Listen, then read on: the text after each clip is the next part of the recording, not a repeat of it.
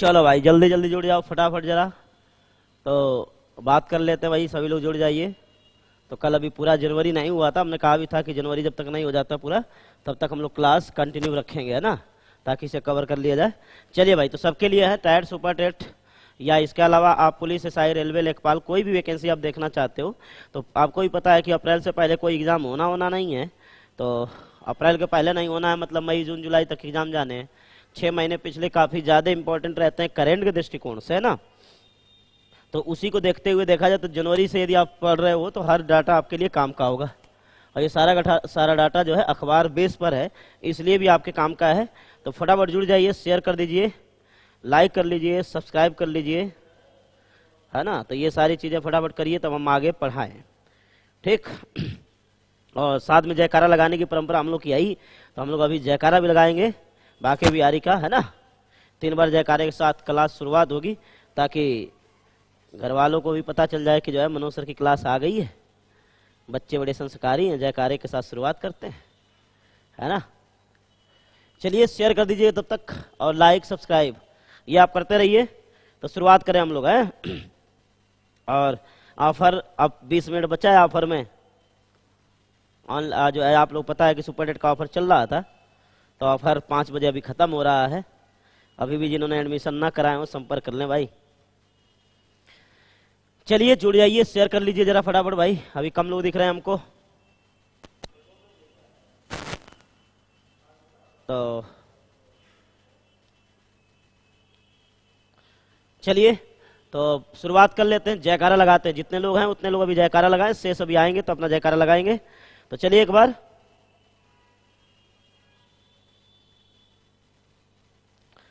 तो शुरुआत कर लेते हैं। तो जयकारा जरा लगा दिया जाए, है ना। तो चलिए जयकारा लगाते हैं। तो प्रेम से बोलिए वृंदावन बिहारी लाल की जय। अब ये जयकारा आपको पता ही है कि पहला जयकारा समाज के लिए लगाना होता है ना। ये 10 नंबर का मौलिक कर्तव्य है, अपना विकास सबका विकास वाला। फिर उसके बाद से दूसरा जयकारा अपने घर वालों के लिए लगाना है, ये भी बहुत जबरदस्त लगना चाहिए। तो प्रेम से बोलिए वृंदावन बिहारी लाल की जय। और उसके बाद वाला जयकारा ये अपने लिए लगाना होता है, तो मन से लगाइएगा एकदम, बिल्कुल आपके अंदर की एनर्जी निकल आए भाई, है ना। एनर्जी बिल्कुल मतलब चारों तरफ प्रस्फुटित होने लगे। अब बाके बिहारी सीधा सीधा जो है वृंदावन से यहाँ पधार दें। इस तरह के जयकारे लगाने हैं, जयकारे के फायदे होते हैं। अब ये टीटी वाले जानते हैं भैया, जिन्होंने मन से जयकारे लगाए उनका मन से नंबर बरसे हैं, ध्यान रखना। हाँ, तो मन से जयकारा लगाइए, मन से नंबर पाइए, पढ़ने के प्रति ऊर्जा बनाए रखिए, उत्साह बनाए रखिए, ऊर्जा हमेशा काम करती है। चलिए तो एक बार और बोलिए, प्रेम से बोलिए वृंदावन बिहारी लाल की जय। हाँ, साथ में शेयर सब्सक्राइब लाइक करते रहिएगा। चलिए शुरुआत कर लेते हैं, धीरे धीरे सब लोग आ जाएंगे। जयकारा लग गया है और शुरुआत कर लेते हैं। तो कल हमने काफ़ी इंपॉर्टेंट चीज़ें बताई थी आप लोगों को, कई सारी चीज़ें बता दी थी। जैसे कि हमने कल बात करी थी मुख्य बातों की, यदि बात करा जाए तो कानपुर मेट्रो की बात की गई थी, और साथ में आपको हमने जो है अंडर 19 एशिया कप की भी बात करी थी, और साथ में अंडर 19 एशिया कप के साथ साथ हमने आपको जो है अंडर 19 क्रिकेट विश्व कप भी कल समझाए थे, ठीक। इसके अलावा 1 तारीख को हमने भारत पढ़े अभियान की शुरुआत कराई थी। 100 दिनों का प्रोग्राम था, 25 अप्रैल तक गया हुआ था, ये भी हमने आपको बताया था। इसके अलावा यदि हम लोग बात करें तो अगले पॉइंट की तरफ ले गए थे आपको, और उसके बाद से हम 2 तारीख की बात करी तो मेजर ध्यानचंद खेल विश्वविद्यालय की बात हुई थी, और साथ में भारत में जो विश्वविद्यालय 2021 और 22 में स्थापित किए गए, बनाए गए, उनकी बात हमने करी थी, है ना। ठीक उसी के जस्ट बाद आप 3 तारीख को गए थे। 3 तारीख को आपने देखा था कि 15 से 18 जो आयु वर्ग था इसका टीकाकरण हुआ था। एक ही दिन में टीकाकरण का रिकॉर्ड बना भी, और एक दिन में टीकाकरण कितना था आपको पता है बच्चों वाला, 40 लाख का टीकाकरण रिकॉर्ड था। और शेष हमने टीकाकरण के डेट बताए थे सब, 16 जनवरी 2021 और फिर 16 जनवरी 2021, फिर उसके बाद 1 मार्च, 1 अप्रैल, 1 मई 2021 की बात की गई थी। तो उसमें भी हमने बताया था कब किसका टीकाकरण शुरू हुआ था। ये वाला डाटा याद करना था। 21 अक्टूबर 2021 100 करोड़ टीकाकरण का रिकॉर्ड वाला डेट याद करना था, और 150 करोड़ वाला रिकॉर्ड अभी आपके सामने आ रहा। इतनी बातें हम लोगों ने कल कर ली थी, रिवीजन इसलिए किया ताकि जो कल बच्चे ना रहे हों वो ध्यान दें, और कल की वीडियो जरूर देखें भाई, रहेगा। पीडीएफ मिल जाएगी, कोई दिक्कत की बात नहीं है, बिल्कुल मिल जाएगी, परेशान बिल्कुल होने की जरूरत नहीं है, ठीक, तो जुड़ जाइए फटाफट। तो शुरुआत कर लेते हैं भाई। तो कल जहां थे वहीं से थोड़ा सा और आगे बढ़ते हैं। अभी भी कम लोग दिख रहे हैं हमको, 74 लोग दिख रहे हैं भाई। शेयर करिए और सब्सक्राइब भी करिए और लाइक भी करिए और आइए मनोज सर के स्टाइल में पढ़िए जनवरी 2022। तो कल बहुत सारा डाटा हमने थोड़े देर में ही बताए थे, आपको ध्यान रखिएगा। उसी तरह का डाटा आज भी हम लोग कवर करेंगे। एक बार देखिए ये क्लियर दिख रहा है कि नहीं दिख रहा है, जो आपके स्क्रीन पर है वो क्लियर है कि नहीं। मिल जाएगा आपको, पीडीएफ मिल जाएगा, पीडीएफ की टेंशन लेने की जरूरत नहीं है। थोड़ा सा और बड़ा कर दें, हमें लगता है कि थोड़ा छोटा है ना, तो थोड़ा सा और बड़ा कर दें तो आपको दिखना शुरू हो जाएगा ना। चलिए अब देखिए, अब आप लोगों को दिख रहा होगा क्लियर। तो चलिए कल हम लोग यहाँ तक बात कर चुके थे, यहाँ से हम लोग बात करना था। तो अब अगले पोर्शन की बात करते हैं सीधा सीधा, और जो भी इंपॉर्टेंट पॉइंट है उस पर चर्चा कर लेते हैं। चलिए, तो अब क्लियर दिख रहा होगा आप लोगों को। एडमिशन चल रहे भैया, जिसको जिसको जहां एडमिशन कराना करा लीजिए। ऑफर आज लास्ट दिन है ऑफर का, जाइए फटाफट दौड़ के, जिनके भी अभी सुपर डेट के एडमिशन ना हो करा लीजिए। शेष अभी बात करते हैं। तो चलिए शुरुआत कर लेते हैं भाई, पढ़ लेते हैं, फिर आगे की बातें होती रहेंगी। तो देखिए क्या है कि सबसे पहले अब हम बात करेंगे, ये उत्तर प्रदेश आप लोग पढ़ रहे हो तो उत्तर प्रदेश विशेष कहीं ना कहीं आपके काम का होता है। लिखा है यूपी की प्रथम सुपर क्रिटिकल इकाई। तो ये सुपर क्रिटिकल इकाई बनाई गई है, और ये आपको देखना है कहाँ बनाई गई है, तो इसको ध्यान रखना है। ये क्वेश्चन यूपी विशेष के हिसाब से इंपॉर्टेंट होगा, यूपी विशेष के हिसाब से इंपॉर्टेंट होगा। यहाँ पे लिखा है प्रथम सुपर क्रिटिकल इकाई बनाई गई है उत्तर प्रदेश की, कौन सी भैया? तो ये हरदुआ में है, ये टुआ लिखा है, दुआ है ये हरदुआ बीच।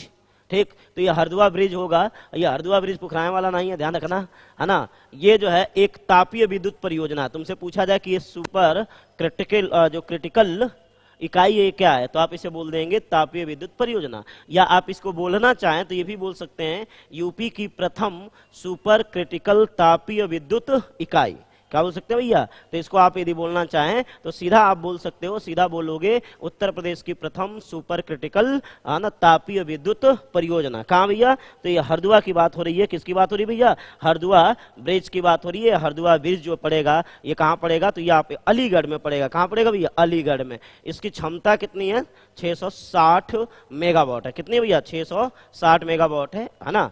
क्योंकि इसका भी उद्घाटन मोदी जी द्वारा किया गया था, इसलिए आपको क्या करना है, इसको याद रखना है। तो यूपी की प्रथम सुपर क्रिटिकल इकाई तापीय विद्युत परियोजना है। सीधा क्वेश्चन आपसे पूछेंगे, और सीधा क्वेश्चन कौन सा भैया कि ये कितनी इसकी क्षमता है, तो 660 मेगावाट है। फिर पूछेंगे, सीधा पूछ सकते हैं कि उत्तर प्रदेश की पहली सुपर क्रिटिकल तापीय विद्युत परियोजना कहाँ पे लगाई गई है, तो आंसर आपको मिल ही रहा है, दिख ही रहा है, कहाँ पर? अलीगढ़ में। तो ये अपने दिमाग में भरना भैया कि हरदुआ ब्रिज वाला कॉन्सेप्ट है या सुपर क्रिटिकल बात करेंगे।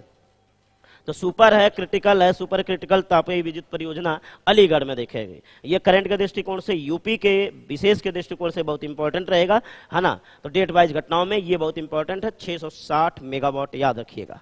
आइए अगला सीधा सीधा लिखा हुआ है, वही कल जिस पे हम चर्चा कर रहे थे उस पे बात करेंगे। अब वो क्या भैया? तो 1.5 करोड़ नागरिकों का टीकाकरण पूर्ण। ये एक डेट है जहां से पूछा जा सकता है कि 150 करोड़, 100 करोड़ फिर 150 करोड़ 100, है ना। तो 150 करोड़ टीकाकरण का रिकॉर्ड किस दिन कंप्लीट हुआ, या किस दिन 150 करोड़ टीकाकरण का अभियान संपन्न होता है, ये आपको ध्यान रखना है।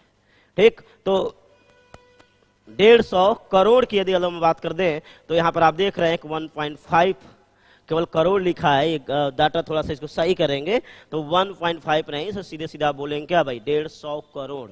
ठीक, तो 150 करोड़ की यदि हम लोग बात करें टीकाकरण कब पूर्ण हुआ है, तो इसको आप ध्यान रखेंगे सीधा सीधा। समय क्या भैया? तो 7 तारीख को, यानी 7 जनवरी 2022 को एक जो है टोटल हम लोगों ने क्या किया भाई? तो 150 नहीं 150, है ना। तो 150 करोड़ 150 करोड़ लोगों को टीकाकरण हम लोगों ने लगवा दिया था। ये आपको ध्यान रखना है। इतनी बात समझ में आ गई भाई?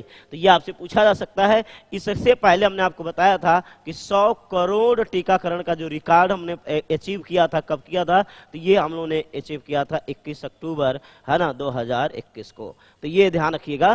तो यदि आपसे पूछा जाता है 100 करोड़ का डाटा कब, तो 21 अक्टूबर 2021 को, जबकि 150 करोड़ का डाटा हमने कब कवर किया भाई? तो ये आप बता सकते हैं सीधा सीधा, है ना, जो है 7 जनवरी 2022। ये डेट वाइज घटनाएं हैं, तो जितने लोग पढ़ रहे हो ऑनलाइन वो डेट वाइज घटनाओं पे जरा ध्यान रखेंगे। ये कुछ डेट हैं जो आप लोगों से पूछे जाएंगे, है ना। इस पर हमने आपको चर्चा भी करा था और बताया भी था डेट कैसे पूछे जाएंगे क्लास पर, है ना। सारा डेट हमने कोरोना से रिलेटेड कवर करा है। एक बार हम लोग अलग से ही कोरोना विशेष पढ़ लेंगे, तो जैसे हम कोरोना विशेष आपको कवर कराएंगे सारा पोर्शन आपका क्लियर हो जाएगा भाई, है ना। चलिए फटाफट शुरू करते हैं और आगे बढ़ते हैं। तो यहाँ तक बातें क्लियर हो गई, यहाँ तक बताइए भाई, बातें क्लियर हो गई सभी लोगों को। 150 करोड़ 100 करोड़ ये दोनों टीकाकरण की मामला क्लियर हुआ। और उत्तर प्रदेश का पहला सुपर क्रिटिकल तापीय विद्युत परियोजना हरदुआ ब्रिज 660 मेगावाट अलीगढ़, ये आपको क्लियर होना चाहिए। 2 डाटा अभी हमने डिलीवर किया है, ये दोनों डाटा आपको क्लियर होना चाहिए भाई, है ना। तो फटाफट आ जाइए और लोग आ जाइए भाई, कम लोग दिख रहे हैं अभी भी कम दिख रहे हैं, जल्दी जल्दी जुड़ जाइए। वही तो सर समझ में नहीं आ रहा था, 1.5 करोड़ इतने कम कैसे। अरे नालायक, उसमें समझने वाली कौन सी बात है, 150 करोड़ है वो लिख दिया गया है, टाइपिस्ट हमारा भैया क्या बात करें, तो वहां 150 करोड़ की बात है। क्लियर हो गया। ठीक, चलते हैं अगले पॉइंट की तरफ बात कर लेते हैं भाई। अब आइए एक पॉइंट देखिए, कृषि पोषण वाटिका सप्ताह बहुत इंपॉर्टेंट है, इसको आप ध्यान रखेंगे। ये सप्ताहों के दृष्टिकोण से पूछा जाएगा और आप लोगों को सप्ताह भी बताएंगे हम। जो वीक होते हैं, सप्ताह होते हैं, कई सारे सप्ताह हैं जिस पर अलग से ही हम लोग चर्चा करते हैं। डेट वाइज घटना पढ़ाया होगा तो कई लोगों को हमने दिवस बताए होंगे, फिर एक बार हम लोग दिवस पे चर्चा करेंगे, डेट वाइज घटनाओं पे बात करेंगे, सप्ताहों पे बात करेंगे। उसी में से एक सप्ताह आपको दिख रहा है, कौन सा भाई, तो एक सप्ताह दिख रहा है कृषि पोषण वाटिका। कौन सा भाई, कृषि पोषण वाटिका सप्ताह पे चर्चा कर रहे हैं। देखिए समय 10 से 17 जनवरी 2022, समय क्या है इसका, 10 से 17 जनवरी 2022 है। तो 10 से 17 जनवरी 2022 है, ये आपको क्लियर करना है। ठीक, तो 10 से 17 जनवरी 2022। ठीक, इतनी बात क्लियर हो गई। ठीक, तो देखिए इसमें देखना है अब इसमें क्या है, तो ये कृषि पोषण वाटिका सप्ताह की शुरुआत की बात कर रहे हैं। कहां से शुरुआत किया गया था, तो मेरठ से। वैसे भी आजकल मेरठ की चर्चा बहुत है भाई, तो मेरठ के चर्चे बहुत हैं, उसमें से एक कृषि पोषण वाटिका सप्ताह की बात कर सकते हैं। तो कृषि पोषण वाटिका सप्ताह 10 से 17 जनवरी 2022 के बीच में चलाया जाता है, मेरठ से इसकी शुरुआत होती है। यदि आपके सामने मेरठ आता है तो मेरठ में क्या क्या याद करेंगे भाई, तो मेरठ, हालांकि आगे चल के हम लोग जब अलग से डाटा क्लियर करेंगे तो मेरठ पे और चर्चा कर लेंगे। वैसे मेरठ का ओडीओपी आप लोग कई बार बता चुके हैं ऑफलाइन पर कि मेरठ का ओडीओपी क्या भैया, खेल के समान है, स्पोर्ट्स आर्टिकल, खेल के समान है। ओडीओपी कहां का, मेरठ का। यदि करंट के दृष्टिकोण से देखते हैं तो यहां पर यदि देखा जाए तो पशु स्मारक का गठन भी कहां किया गया भाई, यहीं पे किया गया है। तो पशु स्मारक भी आपसे यदि पूछा जाता है तो कहां बता देंगे, मेरठ में ही बता देंगे। शेष आपको हमने यदि पढ़ाया हो, ईवीएस जिन लोगों ने हमसे पढ़ा होगा, ईवीएस मतलब कि इन्वायरमेंट जिन्होंने पढ़ा होगा उन लोगों को हमने बताया होगा डॉल्फिन प्रजनन केंद्र। क्या भैया, डॉल्फिन प्रजनन केंद्र यदि आपसे पूछा जाता है कहां पर है, तो डॉल्फिन प्रजनन केंद्र। तो डॉल्फिन प्रजनन केंद्र की यदि हम लोग बात करें तो डॉल्फिन प्रजनन केंद्र भी देखा जाए तो कहां भाई, मेरठ में ही है। तो डॉल्फिन प्रजनन केंद्र आपको दिख जाएगा, इसकी स्थापना की गई है मेरठ में। और अगला पॉइंट आपको पता ही है, कल भी हमने बताया था कि मेजर ध्यानचंद, है ना, तो मेजर ध्यानचंद विश्वविद्यालय कल ही बताई थी, कहाँ भैया, मेरठ में है। तो मेजर ध्यानचंद विश्वविद्यालय आपको हमने कल बताया था, कहाँ, मेरठ में। इसको याद रखिएगा। इतिहास को यदि आप टच करते हैं तो यहाँ पर पड़ता है आलमगीरपुर। सिंधु घाटी सभ्यता का सबसे पूर्वी नगर जो है वो कौन है भैया, आलमगीरपुर है। और ये कहाँ पड़ेगा, तो आलमगीरपुर भी आपको दिख जाएगा, कहाँ पर, तो यही दिख जाएगा। तो आलमगीरपुर याद रखिएगा। तो आलमगीरपुर की यदि बात करी जाती है तो आलमगीरपुर आपको दिख जाएगा कहां पर, तो ये भी आपको दिख जाएगा मेरठ में ही। कहां दिखेगा भैया, मेरठ में ही दिखेगा। तो आलमगीरपुर मेरठ देख लीजिए। तो इतनी बातें कम से कम कुछ भी नहीं याद करनी है, तो मेरठ में आपको याद करनी है। तो मेरठ शेष आपको पता होगा कि 1857 की क्रांति की शुरुआत मेरठ छावनी मेरठ से ही हुई थी, मेरठ छावनी मेरठ से हुई थी। इतनी बात क्लियर हो गई कि नहीं भाई, इतना देखिए मेरठ हमने साथ में समझाया है, ये मेरठ शहर जो है वो भी आपको समझ में आ गया और साथ में कृषि पोषण वाटिका सप्ताह भी समझ में आ गया। एक बार और जरा उत्साह बढ़ाने के लिए यस यस या नो नो में जवाब दे दीजिए, मेरठ समझ में आया कि नहीं आया भाई। तो मेरठ का क्वेश्चन यदि आपसे पूछा जाता है आप यूपी के हो तो यूपी विशेष तो आपको याद होना ही चाहिए। तो फटाफट और शेयर लाइक सब्सक्राइब करिए भाई, कम लोग दिख रहे हैं अभी भी, 100 का आंकड़ा क्रॉस करके 100 पर आ गए हैं। चलिए फटाफट बढ़ाते रहिए इसको, जो सो गए हैं उन्हें जगा दीजिए, और बता दीजिए कि करंट चल रहा है भैया, खास करके सुपर टेट वाले लोग, अदर लोग भी आसानी से इसको देख सकते हैं। और भी इस तरह का डाटा करंट की कुछ बातें हम लेके आते रहेंगे सप्ताह में, जैसे जैसे हमें टाइम मिलेगा वैसे, है ना।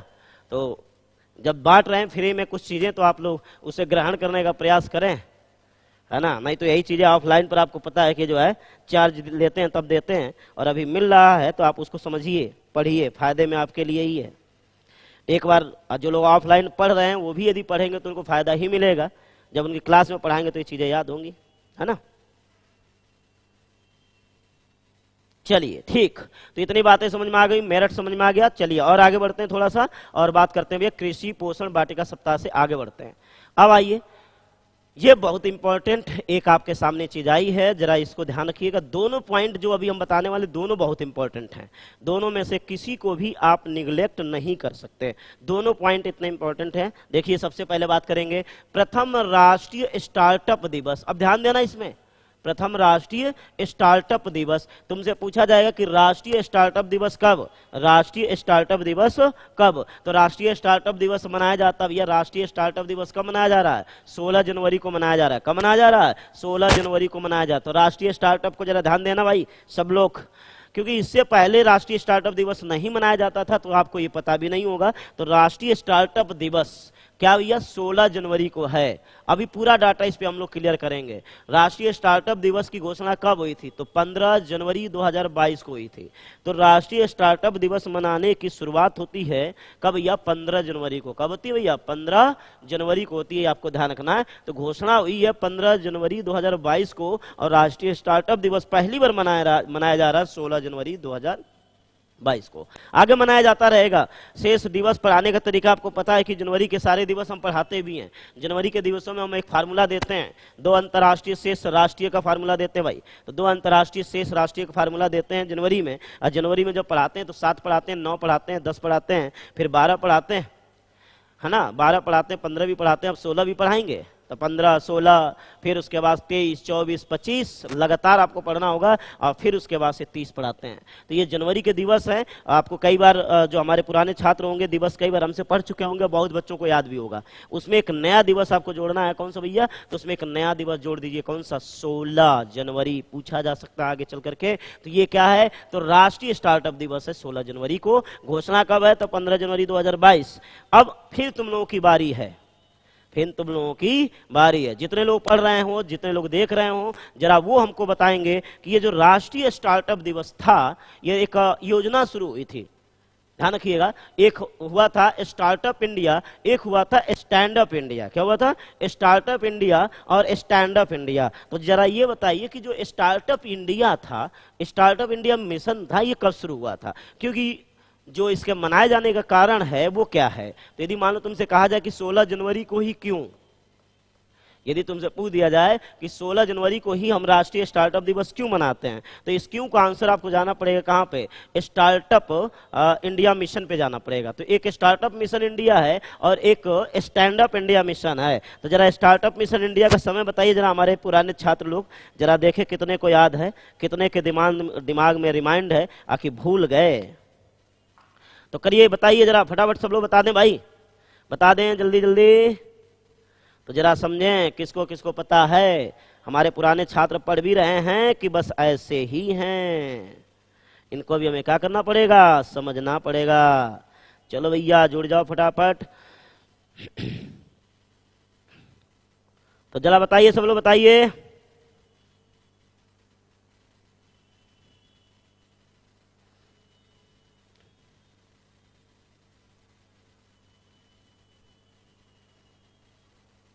बताओ भाई, जल्दी बताओ जल्दी। अच्छा, काफी लोगों का आया। तो इसको देखिए, तो ये योजना जो थी इसको हम आपको सीधा सीधा समझा देते हैं। बहुत बढ़िया, अधिकांश लोगों के आंसर दिख रहे हैं, यानी कि आप लोग पढ़ रहे हैं, देख के तो नहीं बता रहे हो। तो इसका कारण होता है, कारण आप देखेंगे, कारण का मतलब है सीधा सीधा है स्टार्टअप इंडिया मिशन। कौन सा मिशन भैया, स्टार्टअप इंडिया मिशन। इसको ध्यान रखेंगे, स्टार्टअप इंडिया मिशन शुरू होता है 16 जनवरी 2016 को। जबकि इसी से मिलता जुलता है जो आपको क्या कर सकता है, कंफ्यूजन में डाल सकता है। सेम इसी से मिलता जुलता है जो आपको क्या कर सकता है भाई, कंफ्यूजन में आपको डाल सकता है। अब वो क्या है, स्टैंड अप इंडिया। कौन सा इंडिया है, स्टैंड अप, ठीक। तो कौन सा इंडिया भैया, स्टैंड अप इंडिया है। तो यदि हम लोग देखें तो इसी से मिलता जुलता है, एक है स्टार्टअप इंडिया, एक है स्टैंड अप इंडिया, दोनों के पूछे जाने की संभावना आपको रहेगी। स्टैंड अप इंडिया का यदि मामला देखा जाए तो ये 5 अप्रैल को शुरू हुआ था। कब शुरू हुआ था भैया, 5 अप्रैल 2016 में ये भी था, 5 अप्रैल 2016। इसको याद करने का तरीका, कंफ्यूजन से बचने का तरीका हम बताया करते हैं कि कैसे आप कंफ्यूजन से बचेंगे।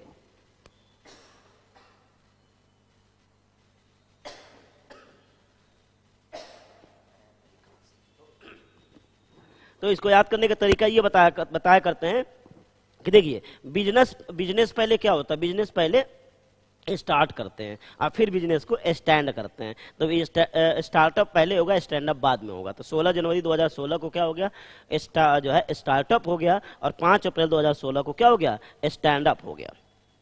याद करने का तरीका वही है, सेम। देखो वैसे भी 16 में स्टार्ट हो जाते हैं। अब समझना जरा मेरा लॉजिकल पॉइंट भाई, जिसको कभी जीवन में कंफ्यूजन हो वो आसानी से याद कर सकता है कि हम बताया करते हैं क्या कि 16 में वैसे भी सब स्टार्ट होते हैं, यानी 16 वर्ष की जब अवस्था होती है तो सब लोग स्टार्ट हो जाते हैं। क्योंकि 16 वर्ष की अवस्था पे यदि हम लोग बात करें तो 16 वर्ष का मतलब होता है कि आप हाई स्कूल पास कर चुके हैं और हर कार्य के लिए आप स्टार्ट हो चुके हैं। तो 16 स्टार्टअप, याद कर लेना, 16 स्टार्टअप। सीधी सी बात है कि सब कुछ 16 में ही क्या होता है, स्टार्ट होता है। जब 16 में स्टार्ट होगा तो स्टैंड अप भी 16 में ही होगा, बस इतना अंतर याद करना है। तो पहले स्टार्ट हो जाइए फिर स्टैंड अप हो जाइए, बात खत्म हो जाएगा। तो ये आपको ध्यान रखना है। अब यहां पर चूंकि इन दोनों की बात हो रही तो जरा उद्देश्य भी देख लीजिए भाई। तो हम लोग स्टैंड अप इंडिया का उद्देश्य यही समझा दें ताकि आगे जीवन में पूछा जाए तो क्वेश्चन आप कर सकें। तो स्टार्टअप इंडिया का जो स्टार्टअप इंडिया मिशन का जो उद्देश्य था कि जो बिजनेस है, जो व्यवसाय है, जो व्यापार है, उसको शुरू करने के लिए एकल खिड़की सुविधा उपलब्ध कराना, सिंगल विंडो सिस्टम उसको बोलते हैं। सिंगल विंडो सिस्टम या एकल खिड़की सुविधा उपलब्ध कराना उसको बोलते हैं। बात समझ में आ गई सबको। तो एकल खिड़की सुविधा आना या सिंगल विंडो सुविधा उपलब्ध कराने वाली योजना का नाम है। इतनी बात क्लियर हो गई।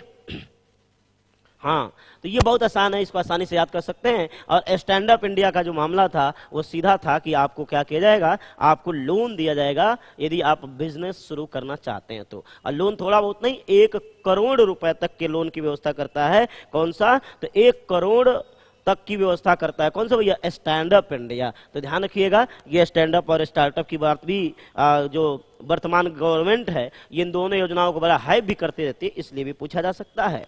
अब बताइए कि क्या आपको स्टैंड अप इंडिया समझ में आई, स्टार्टअप इंडिया समझ में आई, स्टार्टअप दिवस समझ में आया कि नहीं आया। स्टार्टअप दिवस कभी बोलोगे तो नहीं, इसके पूछे जाने की संभावना बहुत ज्यादा है भाई। तो स्टार्टअप दिवस के पूछे जाने की संभावना बहुत ज्यादा है, इसको आपको याद रखना है भाई। क्लियर रहेगा, जल्दी बता दीजिए, फटाफट बता दीजिए भैया। तो फटाफट बता दीजिए, फिर आगे की बात करें। यहां तक स्टैंड अप, स्टार्टअप दिवस, ये सब बातें क्लियर हो गई। तो हम और आगे की बात करें। चलिए फटाफट बता दीजिए भाई, जितने लोग जुड़े हुए हो फटाफट बताओ, यहां तक की बातें बताओ, फिर थोड़ा सा और समझते हैं और बात करते हैं एक महान हस्ती की, जिसको हमने जिन्हें के विषय में कल हमने चर्चा भी करी थी कि आज जो 2022 है वो कुछ अच्छे तो कुछ बुरे पलों के साथ हमारे साथ रहा। उसमें से एक बुरा पल भी आया जनवरी 2022 में, और वो क्या था, तो आपको पता है कि भारत के और खास करके उत्तर प्रदेश के महान कथक नर्तक बिरजू महाराज जी का क्या हो गया भैया, निधन हो गया। ये एक तरह से कहीं ना कहीं हमारे लिए क्या था भाई, दुखद घटना थी। तो देखते हैं इनके विषय में, बिरजू महाराज जी के विषय में समझते हैं। आपके यहाँ चूंकि यूपी से रिलेटेड हैं तो इनके क्वेश्चन पूछे जाने की या इनसे रिलेटेड क्वेश्चन के आने की संभावना ज्यादा रहेगी, ये आपको समझना है। ठीक, चलिए शुरुआत करते हैं। तो बिरजू महाराज से क्वेश्चन कैसे होंगे उसी पर चर्चा करते हैं। तो अभी जो अखबारों की न्यूज थी उस हिसाब से आपको भी हम समझा रहे हैं, बता रहे हैं। तो चलिए बिरजू महाराज जी को समझते हैं। तो सबसे पहला क्वेश्चन होगा कि जो बिरजू महाराज हैं इनका जन्म समय की बात कर लेते हैं। हालांकि जन्म समय पूछे जाने की बहुत ज्यादा संभावना नहीं रहती है, वैसे इनका जन्म देखा जाए तो ये 4 फरवरी 1937 है। क्या भैया? 4 फरवरी 1937। तो फरवरी में पैदा हुए हैं और जनवरी में इनकी मृत्यु हो जाती है। तो आप ये भी देख सकते हैं कि फरवरी में पैदा हुए और जनवरी में इनकी क्या हो गई? मृत्यु हो गई थी। तो अब देखते हैं, तो 1937। अब जितने लोग हमारे यहाँ पर पढ़े हैं हमसे, हालांकि अभी उधर नहीं ले जाएंगे, 1937 पर बहुत सारा डाटा हम बच्चों को बताया करते हैं, खास करके मिसलेनियस में, स्टील जीके में, मॉडर्न इंडिया बोल सकते हैं या पॉलिटी बोल सकते हैं, वहां पर बहुत सारा क्वेश्चन पूछा जाता है। किससे? 1937 से। तो 1937 का एक छोटा सा डाटा आपको दे देते हैं ताकि आप लोग रिमाइंड कर रहे हैं चीजों को और अपने दिमाग में बनाए रखें। तो 1937 में जो इंपॉर्टेंट चीज है वो क्या है? तो सबसे पहले तो आपको याद रखना होता है कि 11 प्रांतों में चुनाव कराए गए थे। 11 प्रांतों में क्या कराए गए थे भाई? तो चुनाव। 11 प्रांतों में चुनाव यानी निर्वाचन कराया गया था। यदि पूछा जाता पहली बार भारत में प्रांतीय निर्वाचन कब कराए गए, तो 11 प्रांतों पर निर्वाचन कराए गए थे। वो भी कब कराए गए थे भाई? तो ये कराए गए थे 11 प्रांतों में, 1937 में कराए गए। शेष आपको यदि बता दे, बहुत इंपॉर्टेंट क्वेश्चन आता है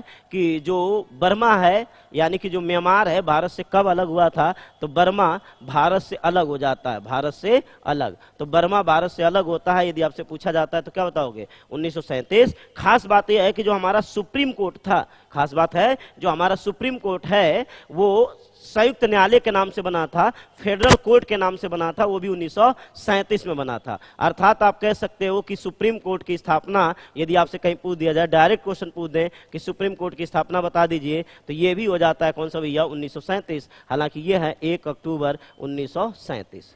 तो 1 अक्टूबर 1937, ये भी आपको कहीं ना कहीं क्या करना होता है भैया? याद रखना होता है, बहुत इंपॉर्टेंट क्वेश्चन होता है ना। तो 11 प्रांतों में निर्वाचन, बर्मा भारत से अलग हो रहा है, सुप्रीम कोर्ट की क्या हो रही है भैया? स्थापना हो रही है। और शेष आप इधर देख रहे हो, बिरजू महाराज का यहाँ पर क्या हुई? जन्म भी यहाँ पर आपको दिख रहा है। एक पॉइंट और यदि हम लोग बात करें तो जो उत्तर प्रदेश है, उत्तर प्रदेश से पहले इसका नाम संयुक्त प्रांत हुआ करता था। यानी आप ये भी कह सकते हैं कि उत्तर प्रदेश का नाम संयुक्त प्रांत कब पड़ा था? तो ये भी पड़ा था 1937 में। तो यूपी बना था संयुक्त प्रांत, ध्यान रखिएगा। तो उत्तर प्रदेश का जो पूर्व नाम है संयुक्त प्रांत, तो उत्तर प्रदेश का संयुक्त प्रांत नाम कब पड़ा था? तो ये भी आप बता देंगे 1937 में ही पड़ा था।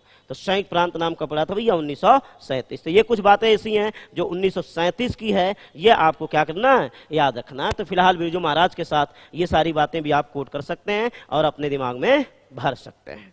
इतनी बात पहले क्लियर हो गई। इतनी यदि बात क्लियर हो गई तो और थोड़ा सा आगे आपको बढ़ा दें, है ना, फिर और उसके बाद आगे बात करते हैं। तो अब अधिकांशतः अखबारों में आप क्या देख रहे थे कि लखनऊ घराना, लखनऊ घराना, लखनऊ घराना, बार बार इस बात को सुन रहे थे। तो हो सकता है कि आपके दिमाग में एक बात भर जाए या भर जाती। कौन सी बात भाई? तो ये दिमाग में बात भर जाए कि भाई इनका जन्म स्थान पता चले कि तुम कहाँ बता दो, तो लखनऊ बता दो। तो लेकिन ये लखनऊ में पैदा नहीं हुए हैं, इनका जन्म स्थान लखनऊ नहीं है भाई। तो इनका जन्म स्थान क्या है? तो इनका जन्म स्थान है हांडिया प्रयागराज। क्या भैया? हांडिया प्रयागराज। तो इनको याद रखिएगा। तो इनका जन्म स्थान कहाँ है? तो बता दोगे हांडिया में है। हांडिया मतलब कहाँ भाई? प्रयागराज में। तो ये प्रयागराज में पैदा होते हैं कौन? तो बताओगे बिरजू महाराज। वैसे भी प्रयागराज की भूमि भी आप जानते हो कि देवों की भूमि है और यहाँ पर बहुत सारे ऐसी हस्तियां पैदा हुई हैं या उनका जन्म हुआ है प्रयागराज इलाहाबाद में। उनमें से एक थे बिरजू महाराज, इनको भी याद रखेंगे। मदन मोहन मालवीय की जन्मस्थली भी है, मदन मोहन मालवीय की जन्मस्थली भी है प्रयागराज। ध्यान रखिएगा, उनकी कर्मभूमि बनारस है, लेकिन मदन मोहन मालवीय की जन्मभूमि आपको पता होना चाहिए कौन सा भैया? प्रयागराज है। शेष आपको हमने कल ही बताया था, मेजर ध्यानचंद की जो जन्मस्थली है वो भी प्रयागराज है। तो मेजर ध्यानचंद भी प्रयागराज में पैदा होते हैं, मदन मोहन मालवीय भी प्रयागराज में पैदा हो रहे हैं और शेष आपको बिरजू महाराज भी आपको प्रयागराज में दिख रहे हैं। तो ये प्रयागराज की हस्तियां हैं। शेष आपको पता है कि पंडित नेहरू यहीं पर पैदा हुए थे, ठीक। तो ये आपको पता है कि जो है जो पंडित नेहरू थे उनका जन्म स्थान भी आपको पता है कि लखनऊ है। और साथ में यदि जोड़ दिया जाए तो आपको पता है कि अमिताभ बच्चन जी जो हैं वो कहाँ से हैं? तो ये भी प्रयागराज से हैं, इलाहाबाद से। तो ये सारी हस्तियां जो हैं कहाँ से भाई, प्रयागराज से हैं, मतलब प्रयागराज से हैं, इलाहाबाद से हैं, जिनकी हमने अभी बातें करी, इनको आप याद रखेंगे। और इलाहाबाद को पढ़ने के लिए तो बहुत सारे डाटा है जो अलग से कवर कराया जाएगा। फिलहाल प्रयागराज में जन्म के हिसाब से यदि हम लोग देखें तो अमिताभ बच्चन, पंडित नेहरू, है ना, बिरजू महाराज, मदन मोहन मालवीय, मेजर ध्यानचंद, इन सबकी जन्मस्थली कौन सी है, तो आपने बता दिया इन सबकी जन्मस्थली क्या है भैया, प्रयागराज है। इन सबकी जन्मस्थली क्या है, प्रयागराज है, ये आपको ध्यान रखना है। हाँ, हरिवंश राय बच्चन, सीधी सी बात। इतनी बात समझ में आ गई। तो ये हमने आपको प्रयागराज की बात करी, तो ध्यान रखिएगा कि इनका जो जन्म स्थान है वो क्या है, प्रयागराज है, न कि आप इन्हें लखनऊ बता दें। लखनऊ ना बता करके आप इनका आंसर क्या देंगे, तो प्रयागराज देंगे। ठीक, अगला देखिएगा, इनका मृत्यु समय देखेंगे हम लोग। क्या देखेंगे भैया, इनकी मृत्यु समय की बात कर लिया जाए तो मृत्यु जैसे अभी हमने बताया कि 17 तारीख इनकी मृत्यु है, 17/1/2022, 17/1/2022, ये आपको ध्यान रखना है, इनकी मृत्यु का समय है। ठीक, ये आपको याद होना चाहिए। और जैसे कि हम एक तरीका भी आपको हम बताएंगे, क्योंकि मरने की जो शुरुआत थी ये मई 2021 से शुरू हो चुकी थी, और मई 2021 से लेकर के फरवरी 2021 तक किसी ना किसी मंथ में किसी ना किसी एक महान व्यक्तित्व की हानि या क्षति हमें उठानी पड़ी है। ठीक, तो एक सीरीज ही हम आपको बता देंगे कि कैसे किस मंथ में कौन मरा है। जैसे कि सुंदरलाल बहुगुणा की मृत्यु हो जाती है मई 2021 में, यानी 21 मई 2021 को सुंदरलाल बहुगुणा की मृत्यु हो जाती है। जून में जाते हैं तो जून में जाते ही हम लोगों को देखते हैं कि जो है जून में जैसे पहुंचते हैं तो वहां पर मिल्खा सिंह जी की मृत्यु होती है 18 जून 2021 को। जुलाई में पहुंचेंगे तो जुलाई में जिनकी मृत्यु होती है वो आपको पता है, दिलीप कुमार हैं, 7 जुलाई 2021 की उनकी मृत्यु हो जाती है। फिर आप जैसे ही अप्रैल में पहुंचते हैं, अप्रैल कह रहे हैं, अगस्त में पहुंचते हैं तो अगस्त में भी एक महान विभूति है ना, उनकी मृत्यु होती है। अब यदि हम लोग बात करें तो वहां पर कल्याण सिंह की मृत्यु होती है 21 मई, है ना, 21 मई करें, 21 अगस्त 2021 को कल्याण सिंह की मृत्यु हो जाती है। तो लगातार आपको ये दिख रहा है अगस्त में भी कहीं ना कहीं यहाँ पर क्या भाई मृत्यु है। सितंबर अक्टूबर गया था, फिर उसके बाद मनु भंडारी की मृत्यु होती है ना, तो नवंबर वहां पर आपको दिख जाएगा संभवतः। तो 2021 में मनु भंडारी की भी मृत्यु है। और विशेष आपको पता है 8 दिसंबर 2021, 8 दिसंबर 2021, 8 दिसंबर 2021 में मृत्यु किसकी है, तो ये आपको पता है बिपिन रावत की है, जो हमारे पहले सीडीएस प्रमुख रहे हैं, उनकी मृत्यु हो जाती है। किधर रहेगा, इतनी बात सुना गई। इसी तरीके से यदि हम लोग बात करें तो जैसे ही जनवरी 2022 में आए तो आपको बिरजू महाराज की मृत्यु दिख ही रही है। और जैसे ही तुम जाओगे 2000 किसमें, जैसे ही तुम जाओगे 2000 जब फरवरी 2022 में तो आपको पता है लता जी की मृत्यु हो जाती है 6 फरवरी को। तो ये कुछ ऐसे डाटा हैं जो हम लोगों ने देखा कि लगभग हमारी जितनी भी महान विभूतियां हैं वो कहीं ना कहीं यहाँ पर क्या होती है भाई, मरती हैं, या उनका निधन होता है या उनका स्वर्गवास हो जाता है। तो आप तीनों तरह सभी तरीके से समझे रहेंगे, क्योंकि ऐसे भी क्वेश्चन आने की संभावना रहेगी। इतनी बात समझ में आ गई। अच्छा, 15 नवंबर, ठीक है, तो मनु भंडारी 15 नवंबर में, क्लियर रहेगा। तो ये आपको डाटा क्लियर रखना होगा, कई बार इस तरह क्वेश्चन आते हैं। तो बताइए ये बातें क्लियर हुई, जितना अभी हमने बताया ये क्लियर हुआ भाई? एक बार यस या नो में जवाब दीजिए। मई धूल बहुत उड़ रहा है यार, धूल उड़ रहा, धूल चला दो, कोई दिक्कत नहीं। यहाँ नहीं दिखोगे, यहाँ तक नहीं दिखोगे तो हाँ अभी थोड़ी देर बाद कर लेना, अभी 15-20 मिनट में छोड़ेंगे तब कर लेना। क्लियर हो गया भाई? तो ये सारी चीजें आपको समझना है। एक बार यस या नो में जवाब दे दीजिए। क्रम से जैसे बताया वैसे याद कर लीजिए। मई में सुंदरलाल बहुगुणा, जून में मिल्खा सिंह, जुलाई में दिलीप कुमार, अगस्त में आपको याद रखना है कि इसको कल्याण सिंह को, और नवंबर में याद करिए मनु भंडारी को, दिसंबर में याद कर लीजिए बिपिन रावत, जनवरी में याद करेंगे बिरजू महाराज को, फरवरी में लता जी। बस इतना आपको याद करना है, ठीक। तब हम आगे की बात और बता देते हैं। क्लियर हो गया? ठीक, चलो भाई। तो यहाँ पर हम बात कर सकते हैं। तो यहाँ पर 17 तारीख को आप याद रखेंगे, क्रम से है, कहीं ना कहीं आपके काम का भी रहेगा, पूछा भी जा सकता है, ठीक। अब इसके बाद से देखा जाए तो इनका क्षेत्र देखिएगा, है ना। तो यहाँ पर यदि हम लोग देखें तो इनका जो है क्षेत्र देखेंगे। क्षेत्र की यदि हम लोग बात करें तो यहाँ पर क्षेत्र क्या है, तो इनका नृत्य है, संपादन है, गायन है, बात सुनाए कि नहीं। यहाँ घराना लिखा है, घराना कौन सा इनका है, तो लखनऊ घराना है। क्या भैया, घराना इनका कौन सा है, तो लखनऊ घराना है, ये आपको ध्यान रखना है। तो घराना कौन सा, लखनऊ घराना। इतनी बात समझ आ गई। तो लखनऊ घराना आपको याद होना करना पड़ेगा। तो यदि पूछा जाता है कि इनका क्षेत्र कौन सा है, तो क्षेत्र याद करेंगे, नृत्य, संपादन, गायन सब।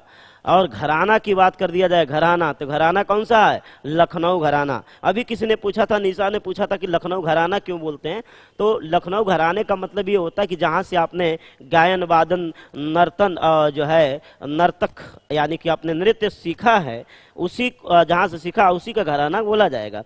जैसे आप लोग हैं, जैसे कि आप लोग हैं, तो भले ही आप कहीं भी जन्म लिए हैं, लेकिन आप जब सिलेक्शन लेंगे तो यही तो होगा ना कि हमने जो है गाइडेंस बर्रा या विश्वास कल्याणपुर से या शक्ति अकबरपुर से हमने सिलेक्शन लिया, तो वैसे तुम्हारा घराना ये है। समझ में आ गई। तो इसको आप इस तरह से क्लियर कर सकते हैं। तो क्लियर हो गया भैया, लखनऊ घराने से होंगे और नृत्य भी करेंगे, संपादन भी करेंगे, गायन भी करेंगे। और क्षेत्र आपको पता है कि ये नर्तक हैं, है ना, कि यानी नर्तक हैं। और कौन से नर्तक हैं, तो कथक नर्तक है। ठीक। अगला इनका ओरिजिनल नाम जरा देखिएगा, इसमें कई सारी चीजें आपको काम की हैं जो आपके पेपर में हो सकती हैं। तो इनका जो वास्तविक नाम है ये पूछा जा सकता है भाई। तो इनका जो वास्तविक नाम है देखेंगे, वास्तविक नाम है ब्रजमोहन मिश्र। क्या नाम है भैया इनका, ब्रजमोहन मिश्र हैं। तो इनके वास्तविक नाम की यदि बात कर लिया जाए तो हाँ, बबीता सिंह कह रहे हमारा घराना गाइडेंस, बहुत बढ़िया। हाँ, तुम्हारा घराना यही है। तो जिसका जो घराना हो अपना समझ लेना भाई। ठीक। तो ब्रिजमोहन मिश्र, इनको याद करिएगा, सीधे सीधे हैं। तो वास्तविक नाम इनका ब्रिजमोहन मिश्र था। बिरजू महाराज के नाम से क्या हो गए, प्रचलित हो गए, चर्चित हो गए। और इतना ही नहीं, इनके पूरे खानदान में जितने लोग हुए सब नर्तक थे, कथक नर्तक थे। देखिए इनके पिताजी का नाम है अच्छन महाराज। क्या नाम है भैया, अच्छन महाराज। और चच्चा जो है उधर, चाचा जिसको तुम चच्चा बोला करते हो, तो उधर चाचा हैं लच्छू महाराज और शंभू महाराज। कौन, लच्छू और शंभू महाराज इनके कौन हैं, चच्चा हैं या चाचा हैं। और पिताजी हैं अच्छन महाराज। ठीक। अब कहीं ना कहीं हो सकता है कि आप लोगों के पेपरों में डायरेक्ट क्वेश्चन आ जाए। डायरेक्ट क्वेश्चन का मतलब समझ रहे हो, तुमसे यही पूछ दें कि निम्न में से कौन कौन कथक नर्तक जो है नर्तक है, या जिसका संबंध कथक से है, कथक से नहीं है। डायरेक्ट ऐसे भी क्वेश्चन हो सकता है ना। तो इसके लिए आप क्या करोगे, तो इसको हम ऐसे बताते हैं, एक अच्छन महाराज हैं, एक लच्छू महाराज हैं, एक शंभू महाराज हैं। बात समझ गए ना, एक शंभू महाराज हैं और एक ब्रजमोहन मिश्र, तो आपको दिख ही रहे हैं बिरजू महाराज। तो अच्छन है ना, तो अच्छन और लच्छू, तो अच्छू लच्छू है ना, अच्छू लच्छू बिरजू, ऐसे याद कर लो, अच्छू लच्छू बिरजू शंभू, अच्छू लच्छू बिरजू शंभू, ये सब जो हैं नर्तक हैं। ये आपको ध्यान रखना है, ये आपको याद रखना है। तो सीधे सीधा आपको क्लियर कर लेना है, ध्यान रखना है। तो यहाँ पर बता सकते हो अच्छन, हम अच्छन महाराज इनके पिताजी हैं, लच्छू और शंभू जी इनके अंकल हैं, चाचा हैं। अच्छा, इंद्रजीत यादव कह रहे सर ये महाराज क्यों लगाते हैं भैया, तो महाराज इसलिए लगाते हैं क्योंकि ये लोग क्या हैं, अपने क्षेत्र के सबसे बड़े हैं, इनका टक्कर देने वाला कोई नहीं है, इसलिए अपने आप को ये क्या बोलते हैं भैया, महाराज बोलते हैं। जैसे हमें क्या बोल देते तुम लोग, जैसे हमको बोल देते MBT हैं, मतलब Manoj Bihari tiger, black panther. आज देखो ब्लैक पैंथर के लुक में दिख रहा है कि नहीं दिख रहा है, बिल्कुल ऊपर से नीचे तो जूते तक ब्लैक हैं, ध्यान रखना। इसीलिए अपने आप को क्या बोलते थे ये लोग, महाराज बोलते थे। इनको सम्मान से लोग महाराज बोलने लगे, जैसे तुम लोग हमको बोला करते हो MBT है, मनोज बिहारी टाइगर है, ब्लैक पैंथर हैं, तो हम अपने क्षेत्र के महाराजा हैं, तो मनोज महाराज भी बोल सकते हो। नर्तक नहीं है, ध्यान रखना, पढ़ाते हैं, मास्टर साहब हैं। तो इतनी बात समझ में आई कि नहीं आई भाई, तो बताइए। तो ये क्लियर रहेगा, जितने हमने बताया वो क्लियर रहेगा। तो जैसे कि आपको याद रखना है, अच्छन महाराज पिताजी, लच्छू महाराज शंभू महाराज इनके चाचा हैं, और ये आपको पता है बिरजू महाराज हैं, ब्रिजमोहन मिश्र हैं। ये सब जो हैं जुड़े हुए हैं किससे, नर्तक से, कथक नर्तक रहे हैं। यहां तक बातें बता दीजिए, समझ में आ गई हो तो और आगे की बात थोड़ी बहुत कर लिया जाए।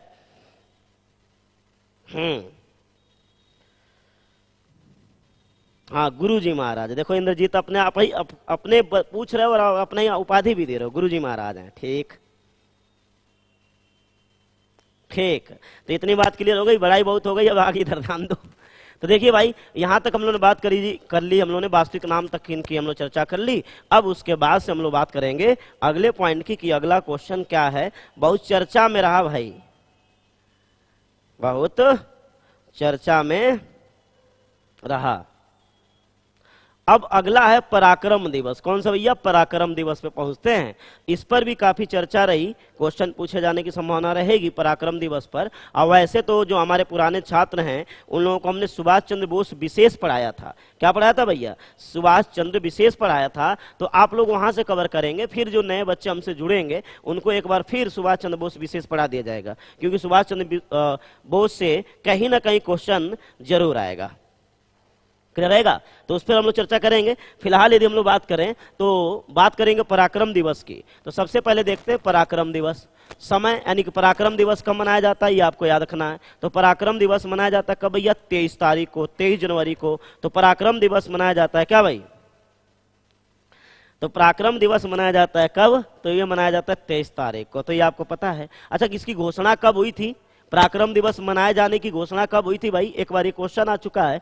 तो पराक्रम दिवस मनाए जाने की घोषणा होती है 23 जनवरी 2021 में। तो 23 जनवरी 2021 को घोषणा होती है कि हम पराक्रम दिवस क्या करेंगे भाई? मनाएंगे। तो पराक्रम दिवस मनाए जाने की घोषणा होती है 23 जनवरी 2021 को।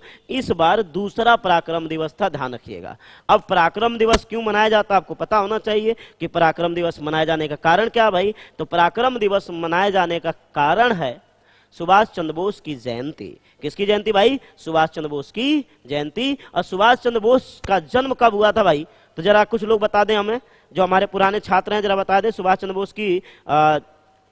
बोस का जन्म बताना। बताइए जरा फटाफट सब लोग। तो सुभाष चंद्र बोस का जन्म बताना है, जो लोग हैं जरा बताएं भाई फटाफट सभी लोग।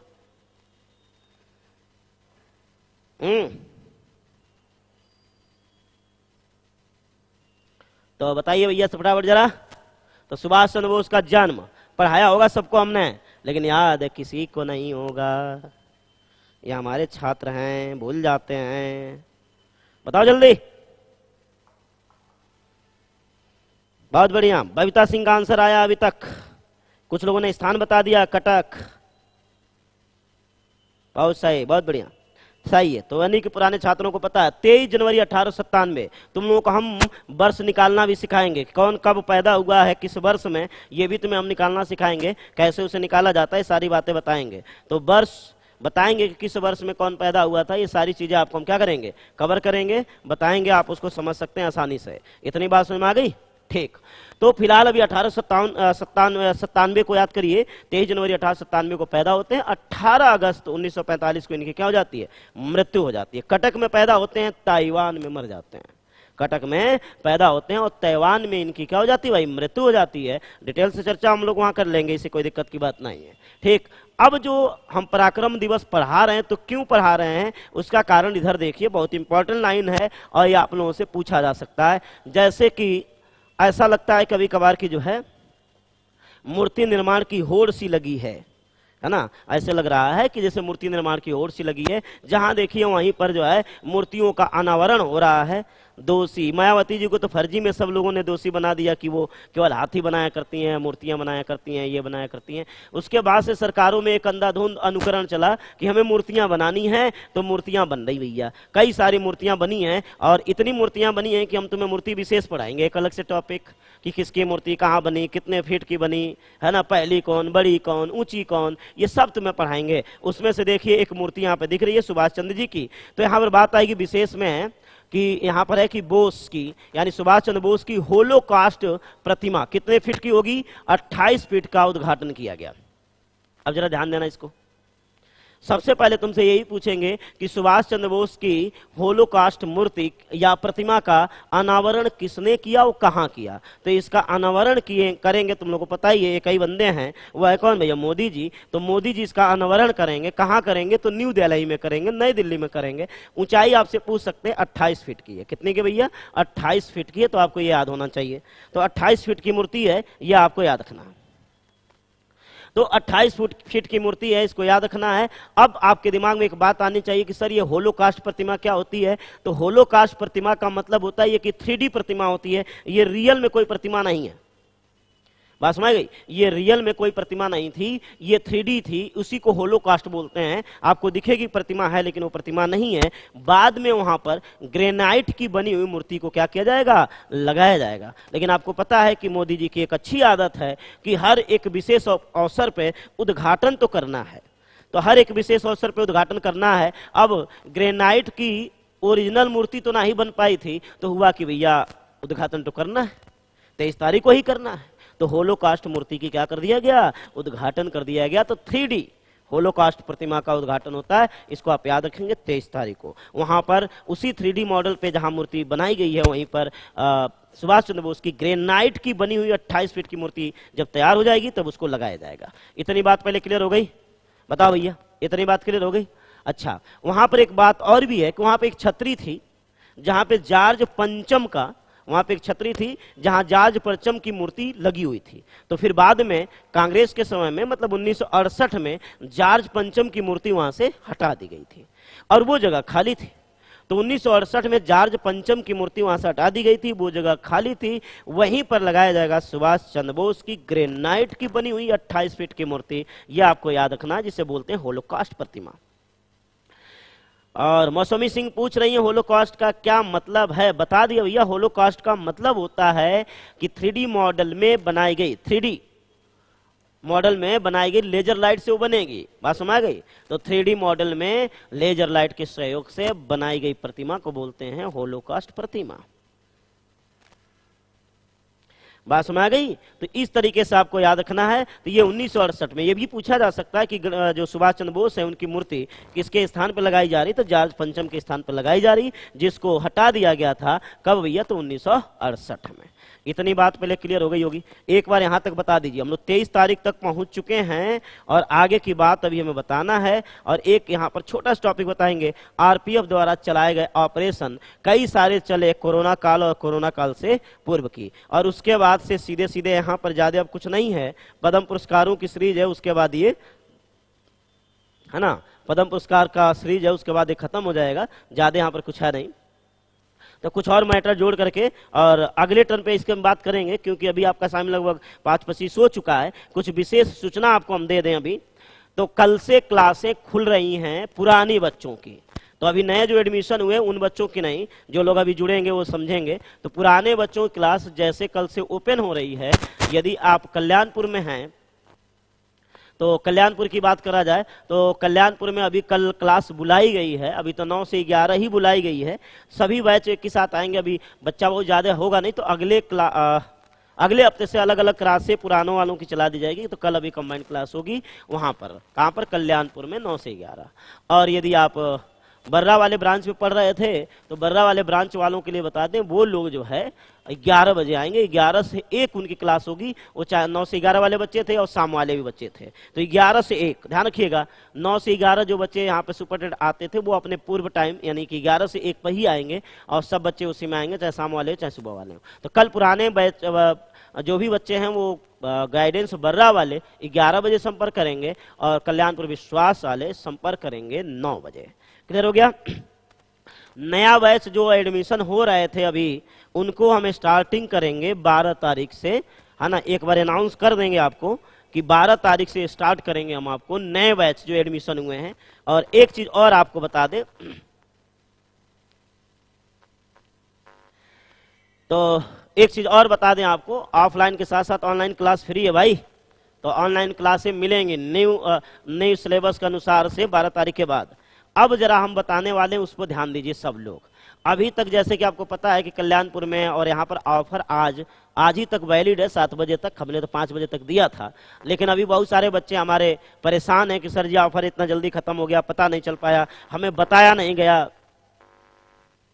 ठीक, हमें अभी सूचना नहीं मिल पाई। तो अभी हमने 2 दिन और ऑफर बढ़ा दिया है। तो आज 9, 10, 11 यानी 2 दिन और ऑफर आपके पास शेष बचा हुआ है। 12 से उन बच्चों की क्लासें स्टार्ट हो जाएंगी। टाइम हम देख लेंगे, जहाँ तक है बर्रा में 9 बजे ही हम क्लास रखेंगे जब नया बैच स्टार्ट करेंगे, और कल्याणपुर विश्वास एकेडमी भी टाइम हम देख लेंगे और आपको एक बार बता देंगे। और शेष अभी जनवरी और फरवरी की जो अभी घटनाएं नहीं पढ़ा पाए हैं, जो बची हुई हैं, उसको भी आपको कल, अभी जहाँ तक है कि हो सकता है कल आएंगे क्लास लेने, तो कल भी आपको बता देंगे, रिमाइंडर लग जाएगा। क्लियर हो गई सबको बातें? तो ऑफर अभी चालू कर दिया गया है, 2 दिन बढ़ा दिया हमने ऑफर। ध्यान रखिएगा, बहुत सारे बच्चों की डिमांड थे, कई लोगों को सूचना नहीं मिल पाई थी, कई लोग दूर दराज के हैं अभी नहीं आ पाए हैं, तो सब लोग चिल्ला रहे हैं। तो जो लोग हैं वो फटाफट ऑफर अपना यूज करें। पूछ रहे हैं ऑफर किसका है नालायक? अभी देखो सुनैना कनौजिया को अभी ऑफर नहीं पता है नालायक के, सुपर टेट का ऑफर चल रहा है, 9,500 की फीस 6500 में हम आपको पढ़ा रहे हैं, और ऑफलाइन के साथ साथ ऑफलाइन एडमिशन पे लेने पर ऑनलाइन फ्री भी दे रहे हैं उसी 6500 में, यानी कि 13,000 की चीज हम आपको दे रहे हैं कितने? 6500 में। तो जो भी ऑफलाइन एडमिशन लेगा ऑनलाइन फ्री होगा, ऑनलाइन केवल यदि पढ़ना चाहता है तो 4500 ऑफर पे चल रहा है, आप एडमिशन करा सकते हैं। क्लियर हो गया सबको? तो ऑफर हमने 2 दिन बढ़ा दिए भाई, ठीक, बच्चों की डिमांड थी, तो आपके पास ऑफर का 2 दिन और अवसर मिल चुका है। यदि आप ना करा पाए हो तो फटाफट 2 दिन के अंदर अपने अपने ब्रांचों पे संपर्क करें, एडमिशन कराएं, ताकि 12 तारीख से नए बैच जो स्टार्ट हो जाएंगे, और ऑनलाइन वालों को भी मिलते रहेंगे, ऑफलाइन वालों को भी मिलते रहेंगे। ठीक, कल आप आइए, जैसे हमने बताया, कल जो पुराने बच्चे हैं 11 बजे मिलें, उनकी क्लास यहाँ चलेगी, वही क्लास ऑनलाइन भी हो जाएगी। ऑफलाइन अभी क्लास स्टार्ट हो रही है, नए बच्चों के हिसाब से न्यू ऑनलाइन क्लास स्टार्ट होगी 12 तारीख से, ऑफलाइन ऑनलाइन दोनों। क्लियर हो गया सबको? किसी को अब कोई डाउट, कोई पूछना हो पूछ सकते हैं। तो ये क्लास अब हम ओवर करेंगे, शेष हमने आपको सूचना दे दी, विशेष रूप से ऑफर वाली बात। ऑफर अभी वैलिड है, 2 दिन और बढ़ा दिया हमने, एडमिशन करा लीजिए। फिर हमसे कोई ना कहे बाद में आके कि सर फीस कम कर दें, फीस कम कहीं नहीं होगा। ध्यान रखिएगा, अपने दिमाग में खुरपेच यदि भरा हो कि हम किसी के सहयोग से, किसी के माध्यम से, किसी की सिफारिश से आ जाएंगे, ना वो धर्मेंद्र सर फीस कम करेंगे, ना मनोज सर करेंगे, और ना ही यहाँ पे सुनील भैया फीस कम करेंगे। कोई फीस कम करने वाला नहीं है। क्लियर हो गया? तो इसलिए आपको ध्यान रखना है, कहीं पर भी किसी प्रकार से कोई कम नहीं करेगा। यदि आप लेट करते हैं, 12 तारीख से जो भी एडमिशन हम लेंगे वो सीधे 9,500 रुपए पे एडमिशन होंगे, बिना सोचे समझे। और शेष आपको पता है, यदि सुपर टेट सिलेक्शन लेना है तो मनोज सर की शरण में तो आना पड़ेगा बेटा। यदि नहीं आए तो फिर बाद में पछताओगे कि क्योंकि ये जो 50 नंबर हैं, ये जो 50 नंबर हैं वो मनोज सर ही दे सकते हैं। और नहीं पता हो तो पता कर लेना, जो कानपुर में सिलेक्शन हुए हो और जो भी 68,500 या 69,000 में सिलेक्शन हुए हो, मनोज सर का रोल कितना है आपको पता होगा। क्लियर हो गया? और शेष क्लासें अपने आप चल रही हैं, उसमें कोई दिक्कत की बात नहीं है। शेष क्लासें चल रही हैं, उसमें कोई दिक्कत की बात नहीं है। पुलिस, SI, लेखपाल, रेलवे, सारे क्लास स्टार्ट हो चुके हैं। सभी ब्रांचों पर संपर्क रहिए, क्लास लीजिए।